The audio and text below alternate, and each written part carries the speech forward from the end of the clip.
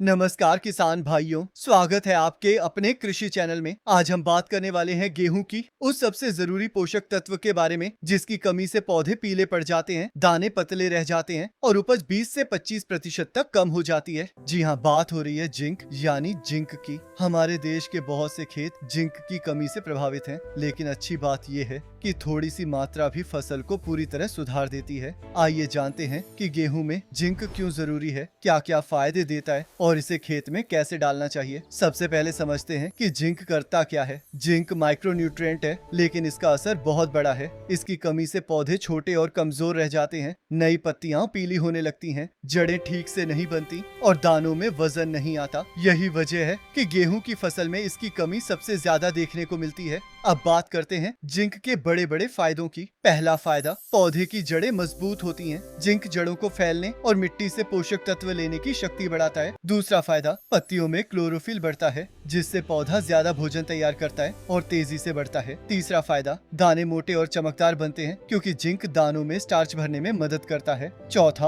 और सबसे बड़ा फायदा, उपज में 10 से 25% तक बढ़ोतरी। किसान बताते हैं कि जिंक डालने के बाद फसल कटाई के समय दानों का वजन साफ बढ़ा हुआ दिखता है। पांचवा फायदा, पौधों की रोग प्रतिरोधक क्षमता बढ़ जाती है, पीलापन और कमजोरी कम होती है। छठा फायदा, ठंड और सूखे में पौधे मजबूत रहते हैं। सातवां फायदा, गेहूं के दानों की पौष्टिकता बढ़ती है और क्वालिटी बेहतर होती है। अब सबसे जरूरी बात, जिंक कैसे डालें। किसान भाइयों, जिंक डालने का सबसे आसान और कारगर तरीका ये है कि जिंक सल्फेट को यूरिया के साथ मिलाकर गेहूं में छांटा जाता है। खेत में बुवाई से पहले जब आप खाद डालते हैं, उस समय एक थैली जिंक सल्फेट को यूरिया के साथ अच्छी तरह मिला लें और इस मिश्रण को पूरे खेत में समान रूप से छांट दें। इससे जिंक और यूरिया दोनों एक साथ पौधों में पहुंचते हैं और नतीजे और भी बेहतर मिलते हैं। कई किसान बताते हैं कि जिंक को यूरिया के साथ मिलाकर खेत में छांटने के बाद उनकी फसल पहले से ज्यादा हरी रहती है, पौधे मजबूत होते हैं, बालियां लंबी बनती हैं और दाने भारी। बहुत कम खर्च में बेहतर उपज मिलती है, इसलिए गेहूं में जिंक जरूर डालें।